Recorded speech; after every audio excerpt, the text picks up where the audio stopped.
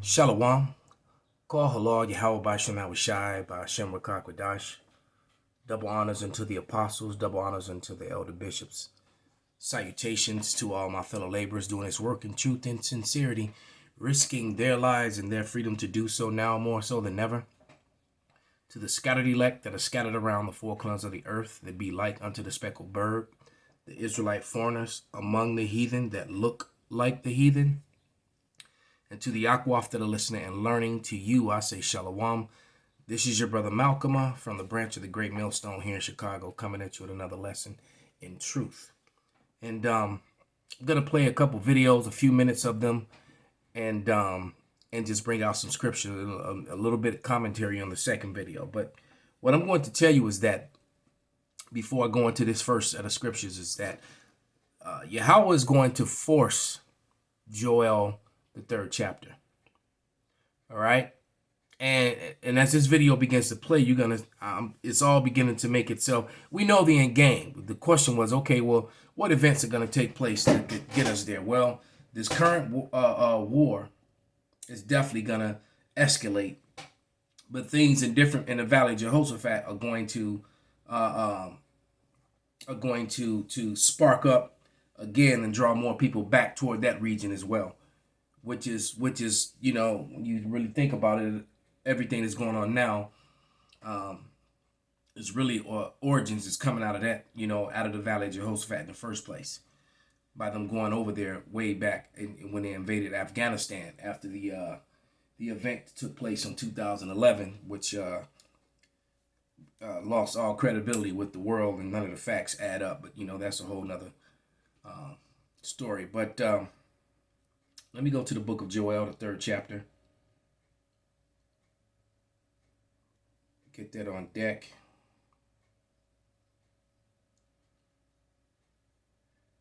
And this is Joel 3 and 1, and it reads, "For behold, in those days and in that time, when I shall bring again the captivity of Judah and Jerusalem." All right, so the Lord's going to free us from this current,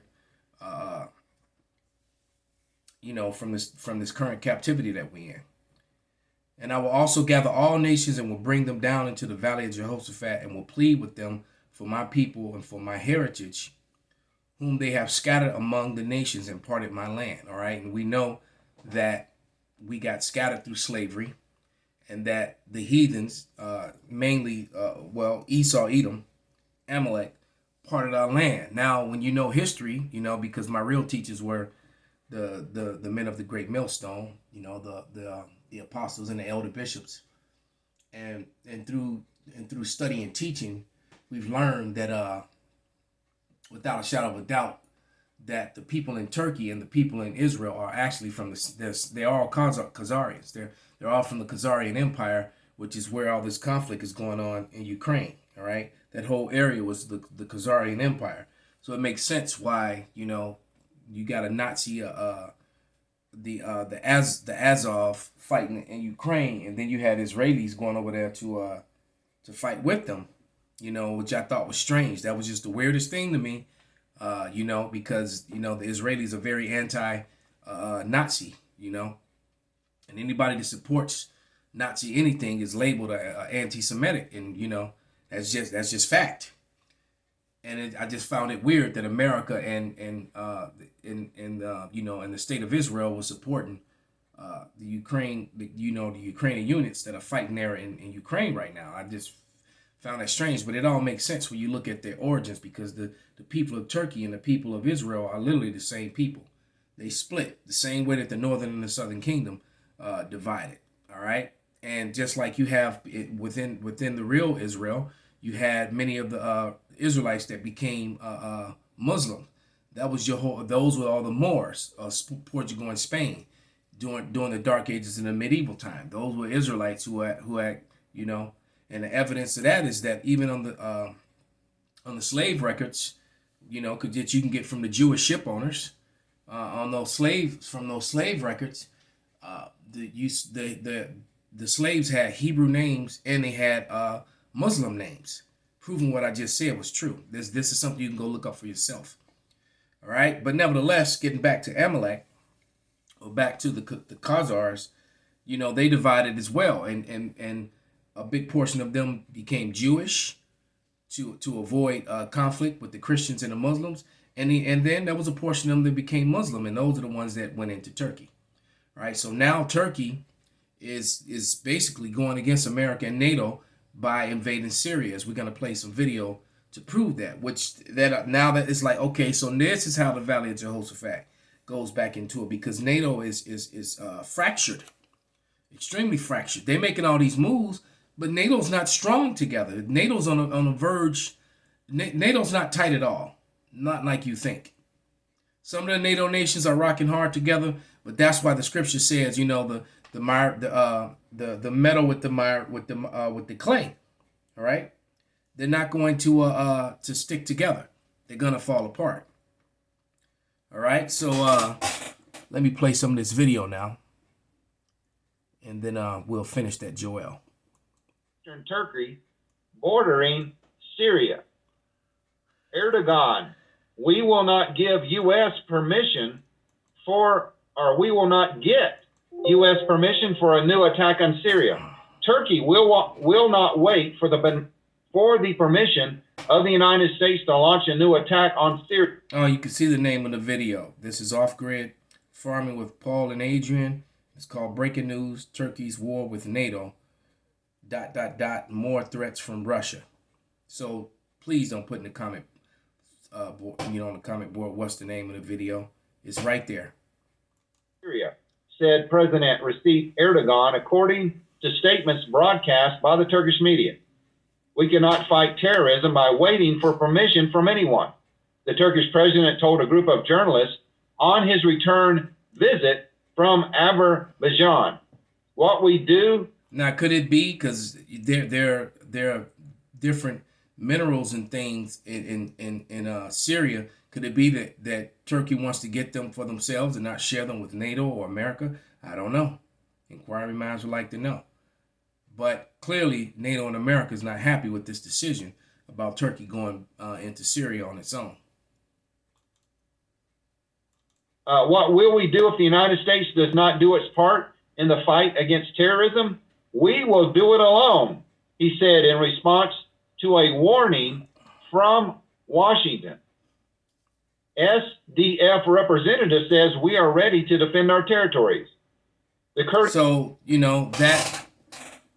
that being, what I wanted to share with you. All right, there's no stability within NATO at all. All right, within the West. Okay? So back into Joel, it says, I'm going to start at verse 2 again. It says, Joel 3:2, and I will gather all nations and will bring them down into the valley of Jehoshaphat and will plead with them there for my people, for my heritage Israel, whom they have scattered among the nations and parted my land. So the whole purpose of all this is to gather the nations to the valley of Jehoshaphat so that the Lord can plead with them. And he's going to plead with them with fire. He's going to destroy them.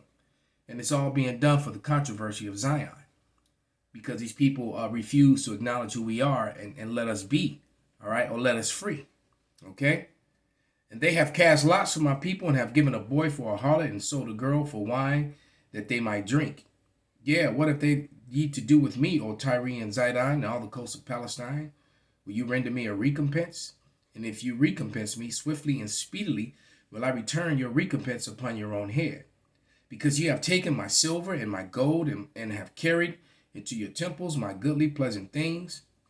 The children of Judah and the children of Jerusalem have ye sold unto the Grecians, that you might remove them far from their borders. All right? And they have done exactly that. Okay? And I'm going to go to this next video, and we'll finish with this Joel. So right here, Prepper Nation, stock food now. This is your final warning. That's the video we're going to watch now. And we're going to go to like the 6-minute mark. What the heck is all this? Skip. Play the damn video.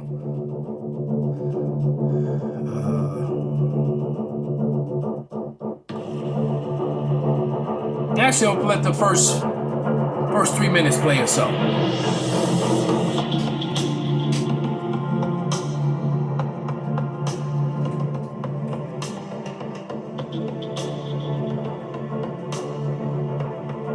and subscribe this week. I'm not sure when that's going to be yet to be this morning. I mean, there's just so much going on, from Kamala Harris going after the guns. I wanted to talk about the WHO, and I probably will at some point this week, because a lot of people are confused on that. I may have to cover that on Rumble. I'm not sure yet. This morning, what I'm going to do is I'm going to give you an update of Russia and Ukraine, and I'm going to explain to you what exactly to expect over there in the coming weeks, and why it's important to us as preppers and also as folks here in the United States. So I've got a map set up. There we go. It worked. It worked. So hopefully you can see the cursor moving around. I'm not quite sure here, but hopefully it's working. Again, not tech savvy. So this is a recent map of the war in Ukraine. Let me see here. Yep, the war in Ukraine. This is from Al Jazeera. This is recent as of, again, it's midnight-ish. So the red section here is under the control of Russia. This is going to be the eastern part of Ukraine. I'm going to explain to you why the United States is packing so much money and so much military hardware over into Ukraine. I'm not a fan of it. Just throwing that out officially on record. I've done so before. I think we need to help the folks here at home. But it's a panic move by the United States of America. I think we have passed the point of a proxy war. And now the United States and other nations as well, but specifically the United States, Pay close attention. Pay very close attention to what he's about to say and show you on this map. And here's why. The United States is heavily dependent upon imports from other countries to make our country go round, if you will. Some nations out there, India was the huge one. There have been some smaller ones that have been. So let me jump up to about the 6-minute mark is when he starts breaking it down with the map.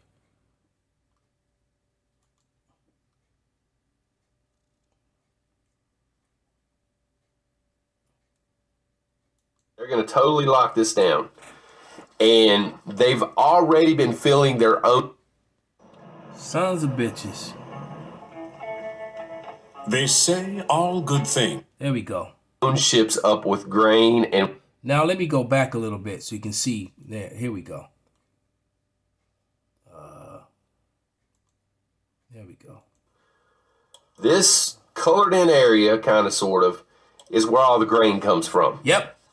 In Ukraine. Okay, and not just the grain, but there's a lot of precious metals in this area as well.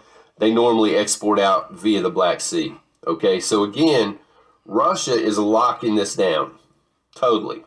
They're going to... And what you're also going to learn, too, is that the MSM, mainstream media, is completely lying about this. They're talking about all the Russian casualties and stuff like that. The real Russian army hasn't even started fighting yet. These are reserves and different different groups, hirelings. The actual Russian army hasn't even started fighting yet. And for them to be taking so many losses, they sure have taken a whole lot of shit in Ukraine. All right, including the number one area he just blotted out where all the grain comes from. Okay, so think about that. Totally lock this down. And they've already been filling their own ships up with grain and with precious metals, according to NATO satellite images. All right, so why is this important? Think about this for a second. Why would Russia care more about, if that's true, hoarding the grain and the precious metals right now than they would taking the rest of Ukraine? Well, number one, if you take all of the ports here, you stop Ukraine's ability to export food to the rest of the world. So basically, all NATO countries, including America. So when they've been get to warning you about this grain thing, we're gonna run out of wheat. About 2 weeks ago they said 10 weeks, so we're looking at 8 weeks or less now. It's real. They're about to be serious food problems in America to the point it's gonna escalate into violence, into utter chaos. All right, when people realize, and they're not gonna, and like he's gonna mention, they're not gonna just advertise this on the news. They're gonna give you more lies and more distraction stories. All right, or give you something to try to blame it on. All right, so NATO countries are not as strong as you think they are. All right, and they're not going to be able to feed their food. Feed their people. So all our reserves are going to go to the military for the war effort, like same way they've done in the past. They commandeer the food from the people to feed the soldiers. Starve the world out. Grain's a huge deal in terms of the food here. So Putin's not as mad and as crazy as they're trying to make him out to be. He's actually a military genius, man, at this point. You know, they don't want, because who would let's just take your nationality out of it. All right, whether you're American or you're Westerner or you're European, whatever. Look at it as if it were a board game. All right, if you were playing a board game, all right, and you were going to choose your military leader, would you really choose Joe Biden over Putin? Yeah, I didn't think so. And this is why NATO has been throwing the red flag. NATO last week said that there were 10 weeks of reserve grain worldwide, and then they don't know what to do. They're admitting it out in the open. We don't know what to do. We can't, the fake stuff, they can't even produce it fast enough. So they got fake grain. You wonder why processed food already has everybody with high blood pressure and heart disease. So now you got fake grain. The NATO and the Western government does not care about its citizens at all. It's all about the elites. All right? And this is actually doing two things. This is thinning out the herd because they really do want depopulation. So this war and this upcoming famine, along with all the unholy juice that they've given people, it's their plan is working. So it seems to them. The Lord has different plans for them, but let's let them continue. Now they have 9 weeks left. The grain that is being produced, Russia is now loading onto ships, and it's going where?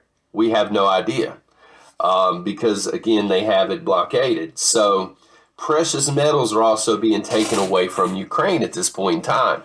Why would you hoard grain and precious metals? I have the answer. The answer is a world war. They are prepping for a world war. That's right. They realize a World War III is imminent, and they're trying to get their war chest ready, if you will. They want to make sure their soldiers do not starve. They want to make sure that they have the metals that they need to produce machines of war, weapons of war. The United States knows this. NATO knows this, and they're trying to figure out what to do. It's a catch-22 for them. They cannot go into Ukraine because that's going to start a world war. They know this, and NATO is not prepared for it. They may say they're prepared, and they're not. It's clear and evident that they're not. Because why? Because these Edomites are not fit to rule, and the Lord is showing you that. The Lord is literally putting it on the hearts of these men to make these stupid mistakes to destroy themselves. Okay, there are agendas at play, I promise you, but I think there's more than one. I think one group is following the agenda. They want to get there by 2030. Some very powerful people, and they want total control. I think you have another group of countries that are not interested, and they're using military force now to secure. Matter of fact, that brings to mind the scripture, because there is infighting among the power structures up top, and that makes me think of this one. I think it's Revelation 12:12. Yeah, it's Revelation 12:12, and it reads, "Therefore rejoice, ye heavens, and ye that dwell in them. Woe to the inhabitants of the earth and of the sea, for the devil is come down unto you, having great wrath, because he knoweth that he have but a short time." And that's the problem. You got these within this group of people that are doing all these things. You got them who are abandoning the slow motion gradualism, which the men of the great millstone from the apostles on down have been warning you on the internet since 2007. Right? And the gradualism that has been used against the world population, against the citizens of Babylon and around the world, of the beast system. The gradualism they're abandoning and they're doing things fastly, which is why they're moving too fast, which is why they're making so many mistakes and being exposed. Almost every time an event happens on TV, a distraction event that they'll call a terrorist attack or whatever, starting with the event in 2000, the whole, the 2001 thing, the 911 thing. It's more holes in these things than Swiss cheese. All right, these things, they're never solid, and that's why you have so many so-called conspiracy theories, as they call them, because none of the facts never add up. They never add up. Then they have a problem with it when you ask certain questions, and so and then they, like you said, they use that word conspiracy as a weapon to just to discredit an individual or group of people. The food in order for the original 2030 plan to fall to pieces. And I do think this is going to lead to world war. Either way, folks, it's not good. From a consumer standpoint, it's not good, because when this happens, and again, they say 9 weeks, we may not have that long. We may not have until the end of summer when this stuff starts to run out. And I hope so. Let it happen. And I'm gonna roll the dice here a little bit, if you will. I'm gonna take a gamble on this, and I'm gonna say, as it begins to run out. Look at you, taking care of yourself, eating delicious Halo Top ice cream, and doing goat yoga. They're not just going to announce on television, hey, we're out of food. That's right. Because they know this is going to spawn instant chaos. I think as the food begins to run out, it's going to be extremely violence in the streets. This is and to try to retain food, if you have it, or trying to go get food, your life is going to be in danger. And cannibalism is going to come back. People are actually going to become food. All right. This is 2 Ezra 15-19, and it reads, "A man shall have no pity upon his neighbor, but shall destroy their houses with the sword."